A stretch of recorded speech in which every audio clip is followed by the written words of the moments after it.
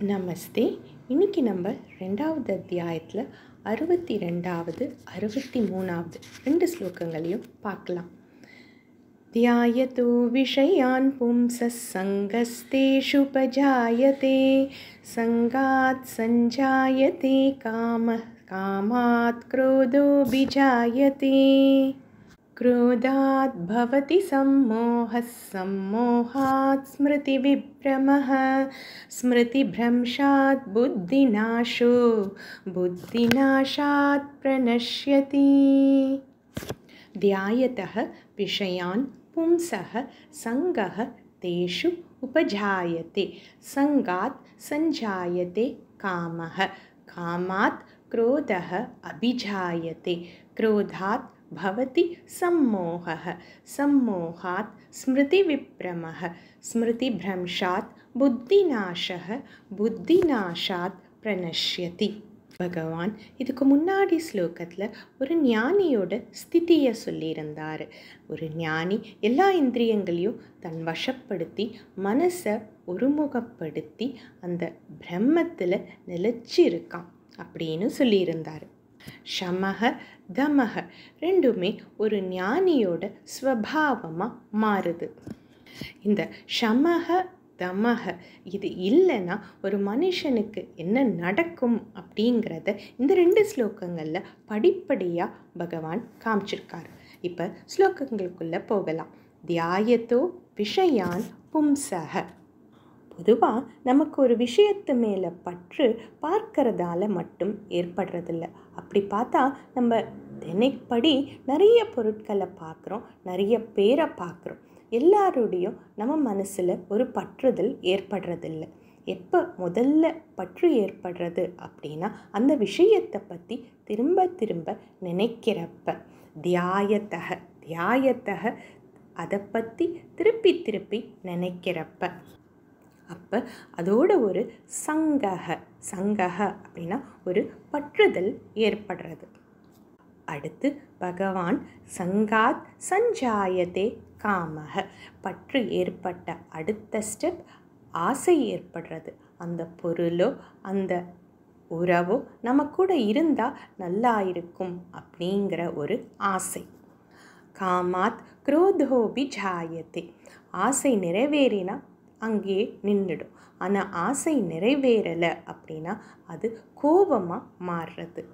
क्रोधात् भवति सम्मोहः கோபத்திலேருந்து சம்மோகம் அப்படின்னா ஒரு விதமான மயக்கம். இங்கே எது செய்யணும் எது செய்யக்கூடாது அப்படிங்கிறதுல தெளிவில்லாமல் இருக்கிறது. அதாவது எது சரி தவறு அப்படிங்கிற ஆராய்ச்சி பண்ணுற சக்தியை இழக்கிறது. சம்மோகாத் ஸ்மிருதி விப்ரமக அதாவது ஆச்சாரிய சாஸ்திரங்கள் இதன் மூலம் நமக்கு ஏற்பட்ட ஞானங்கள் இப்போ வேலை செய்யலை. ஆச்சாரியர் சங்கராச்சாரியர் சொல்கிற ஜக்தி உற்பத்தி நிமித்த பிராப்தோ அனுத்பத்திஹி அப்படின்னு சொல்லியிருப்பார். அதாவது இந்த சூழ்நிலையில் இப்படி நடந்துக்கணும் அப்படின்னு சாஸ்திரங்கள் சொல்கிறது. அப்படி ஒரு சூழ்நிலை ஏற்படுறப்ப கூட நம்ம சாஸ்திரம் கேட்ட அந்த வாக்கியங்கள் நம்மளோட நினைவுக்கு வர்றதில்லை. அதுதான் ஸ்மிருதி விப்ரமக. ஸ்மிருதி பிரம்ஷாத் புத்தி நாசக. புத்தி தான் ஒரு மனுஷனுக்கு இதை செய் அப்படின்னு சொல்கிறது. புத்தியை நிச்சயாத்மிகா புத்திஹி அப்படின்னு சொல்லுவோம். அந்த கரணம் அப்படின்னு பார்க்குறப்ப மனசு புத்தி சித்தம் அகங்காரம் அப்படின்னு 4 பிரியும். அதில் மனசு சஞ்சலாத்மிகா இதுவா அதுவா புத்திஹி நிச்சயாத்மிகா. இப்படி ஒரு மனுஷன் ஒரு செயலில் பிரவர்த்திக்கிறப்ப அது புத்தியால் முடிவு செய்யப்பட்டதாக இருக்கும். இங்கே இந்த மனுஷனுக்கு புத்தி நாசமாகிறது. அதனால் அவன் செய்கிற செயல்கள் தப்பாக போகிறது. புத்தி நாசாத் பிரணஷ்யதி. புத்தி நாசத்தினால அவன் நாசத்தை அடைகிறான் அப்படின்னு பகவான் படிப்படியாக ஒரு மனுஷன் நாசத்தை அடைவான் எப்போ சமதம இல்லையோ அப்படிங்கிறத காட்டியிருக்காரு. ஸோ பகவான் இங்கே 7 படிகளில் ஒருத்தனோட நாசத்தை காட்டியிருக்காரு. முதல்ல தியாயத்தக அவன் விஷயத்தை நினைக்கிறான், அதனால் சங்கம் அவனுக்கு ஏற்படுறது. அது 2வது ஸ்டெப். 3வது சங்கத்திலிருந்து காமக. காமக அப்படின்னா ஆசை. ஆசையிலிருந்து குரோதக. இது 4வது ஸ்டெப். குரோதத்திலிருந்து சம்மோகம். சம்மோகம் அப்படின்னா ஒரு விதமான மயக்கம், அதாவது பிரித்து பார்க்குற தன்மை. அதிலேருந்து 6வதா ஸ்மிருதி விப்ரமக, அதாவது முன்னாடி படித்த சாஸ்திரம் நினைவுக்கு வராமல் இருக்கிறது. கடைசியில் புத்தி நாசம். அதனால் அந்த மனுஷன் தப்பான செயல்களில் பிரவர்த்தித்து நாசத்தை அடையிறான். இங்கே சின்ன ஒரு கதையை பார்ப்போம், எப்படி ஒரு மனுஷன் ஆசையால் நாசத்தை அடைஞ்சான் அப்படின்னு. நஹுஷன் அப்படிங்கிற ஒரு ராஜா பாண்டவர்களோட மூதாதையர்களில் ஒருத்தன். இவன் நல்ல ராஜாவாக இருந்தான், நல்லா நாட்டை ஆளவும் செஞ்சான். 100 அஸ்வமேத யாகங்கள் பண்ணினான். பொதுவாக 100 அஸ்வமேத யாகங்கள் பண்ணினா இந்திரன் பதவி கிடைக்கும். அந்த சமயத்தில் இந்திரனுக்கு ஒரு பாப்பம் இருந்ததுனால இந்திர பதவியை விட்டு விலக வேண்டிய நேரம். அப்போ நஹுஷன் அதனால் இந்திரனா உட்கார்ந்தான். இந்திரனா ஆன பிறகு அவனுக்கு அங்கே இருக்கிற போகங்களை பார்த்த உடனே அவனோட அந்த ஷம தம 2ம் அவனை விட்டு போச்சு. அதனால் போகத்தோட வாட ஆரம்பித்தான். ஒரு நாள் இந்திரனோட மனைவியான ஷச்சியை அவன் பார்த்தான். அவள் ரொம்ப அழகாக இருந்ததுனால நஹுஷனுக்குள்ள அவளை அடையணுங்கிற ஆசை ஏற்பட்டுச்சு. அவளை பற்றியே நினச்சான்.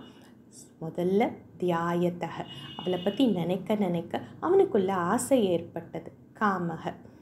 உடனே அங்கே இருக்கிறவர்களெல்லாம் கூப்பிட்டு ஷச்சியை நான் கல்யாணம் பண்ணிக்கணும் அப்படின்னு சொல்கிறான். தேவர்களெல்லாம் இது சரியில்லைன்னு சொல்லி பார்க்குறாங்க, ஆனால் அவன் கேட்குறதா இல்லை. உடனே தேவர்கள் எல்லாம் ஷச்சிக்கிட்ட போய் சொல்ல ஷச்சி தேவி ப்ரஹஸ்பதி கிட்ட ஓடி போகிறாங்க. ப்ரஹஸ்பதியும் அவளுக்கு அடைக்கலம் கொடுக்குறாரு. பின்னாடி ஒரு வழியும் சொல்லித்தராரு. அதுபடி ஷச்சி தேவி புதுசாக இந்திரனாக இருக்கிற நஹுஷன் கிட்ட போயிட்டு, சரி நான் உங்களை கல்யாணம் பண்ணிக்கிறேன், ஆனால் ஒரு நிபந்தனை இருக்குது. நீங்கள் என்னோட மாளிகைக்கு வந்து என்னை கூட்டிகிட்டு போகிறப்ப ஒரு பல்லாக்கில் வரணும். இப்போ இந்த பல்லாக்கில் வரைச்ச அது வித்தியாசமாக இருக்கணும். அப்படிங்கிறதுனால உங்களோட பல்லாக்கை அந்த 7 சப்த ரிஷிகளும் தூக்கிட்டு வரணும் அப்படின்னு சொல்கிறாங்க. நஹுஷனுக்கு ஆசை கண்ணை மறைச்சது. அதனால் அவன் ஷச்சியோட இந்த நிபந்தனைக்கு ஒத்துக்கிட்டு 7 சப்த ரிஷிகளையும் தன்னோட பல்லாக்க தூக்க வைக்கிறான்.